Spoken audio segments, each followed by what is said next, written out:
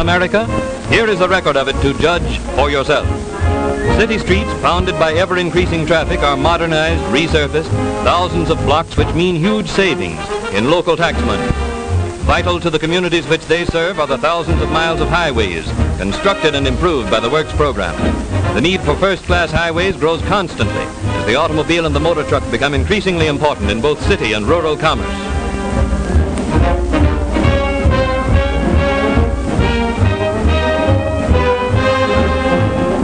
In many regions, great loss has befallen farmers and other rural residents during periods of bad weather which made secondary roads impassable.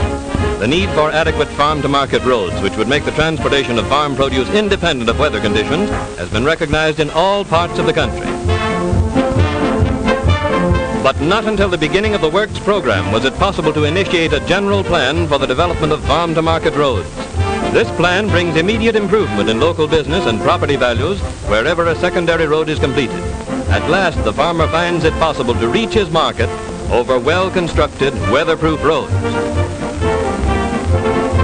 In all these construction projects, local labor is employed, and wherever possible, the raw materials are obtained from quarries in the immediate vicinity. How big is the WPA road program? In its first 18 months of operation, the mileage end to end would have stretched 5 times around the earth. In many parts of the country are regions which depend largely upon the tourist's trade as a local industry. Areas of great scenic beauty have been made available to thousands of visitors through the development of systems of roads in national and state parks and at other centers of attraction for tourists. Many of these vacation spots were completely inaccessible before the assistance of the Works program made road construction possible.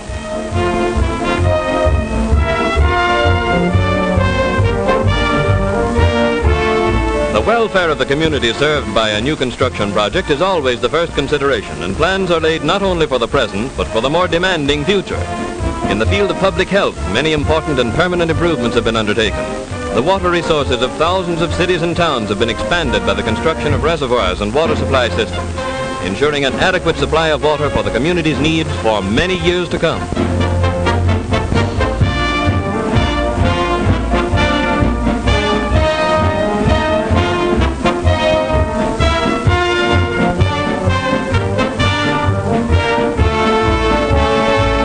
A particularly interesting example of a long-felt need met by the Works program is this reservoir at Atlantic City.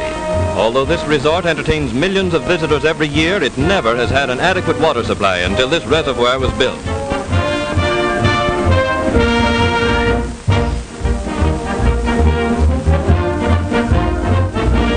Another type of permanent construction is this community stadium, representative of a large group of projects that provide facilities for public gatherings all over America. In cooperation with other federal agencies, many important improvements have been made under the Works program at the Brooklyn Navy Yard and other centers of government activity.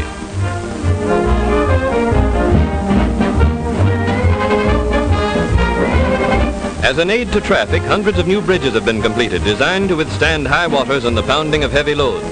Thousands of other bridges have been repaired and made safe. Many cities have been freed from the peril of disease by the provision of modern, scientifically correct sewage systems, which often replace antiquated systems entirely inadequate for the needs of the community.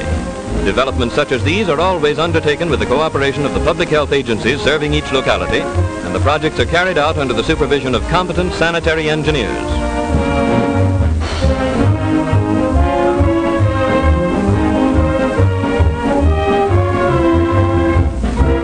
The rapid growth of air traffic outdistanced the airport for hundreds of cities seized the opportunity offered by the WPA to build or improve modern airports.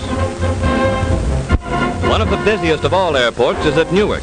This field is the eastern terminus of all of the great transcontinental airlines, and hundreds of transport ships land and take off from its runways every day. At Newark, as at a great many other cities, the Works program has provided jobs for thousands of workers in the improvement of existing facilities and in new construction. At Cleveland Great Industrial Center, emergency work built an immense landing mat, the largest single piece of paving in the world. At Detroit, both construction and improvements were completed. Second largest of American cities and first in transportation is Chicago, where an extensive program of airport improvements have given the city adequate air terminal facilities. Philadelphia is third among our cities in population, yet this Pennsylvania metropolis has never had its own airport. Passengers bound for Philadelphia by air have been forced to land in another city, in fact in another state. Not until the Great Works program became a reality was it possible to begin the construction of this air terminal on the site of the famed Island shipyards. The increase in air transportation has also made necessary the development of hundreds of emergency landing fields along the regular flying routes. Frequently the need for these fields is greatest where the work of preparation is most difficult, but safety in passenger transport requires the clearing of fields at frequent intervals. In the larger cities where the concentration of population is greatest, slum clearance projects have been undertaken. In some areas, new modern housing developments will be erected, providing better living conditions for workers in the low-income groups. In other locations, the land cleared will be used for public parks and playgrounds. In all parts of the country, the letters WPA are a symbol of progress and improvement. On buildings under construction, they mean the replacement of inadequate public facilities by new, well-planned structures. On buildings under repair, they mean the preservation of existing structures for greater utility. Many thousands of such jobs as these dot the map of the United States, giving work and hope to people who can't find jobs, impetus to retail trade and heavy industry, and permanent improvements to a host of communities for the years to come.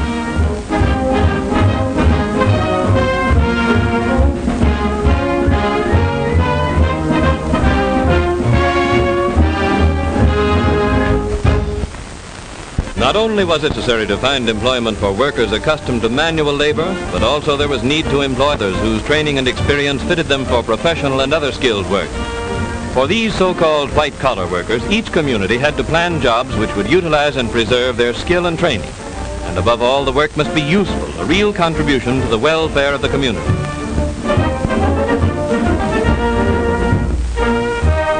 In planning traffic control for congested cities, jobs have been found which require varying degrees of skill. In the study of traffic problems, the first step is to determine the number of vehicles passing a given point. Then experts are employed to lay out new routes and regulations which will ensure greater safety for both motorists and pedestrians. Manpower for hundreds of such surveys is provided by the Works program. Tests have been devised to determine the ability and fitness of drivers so that the element of human failure may be eliminated.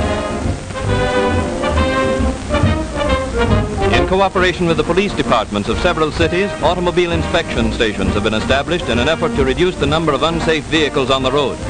Under the supervision of expert mechanics, every safety device is carefully checked for perfect operation. The laws of many states and cities require a regular inspection of this nature, and the possession of an up-to-date inspection label is necessary before the car owner may use his automobile on the streets and highways.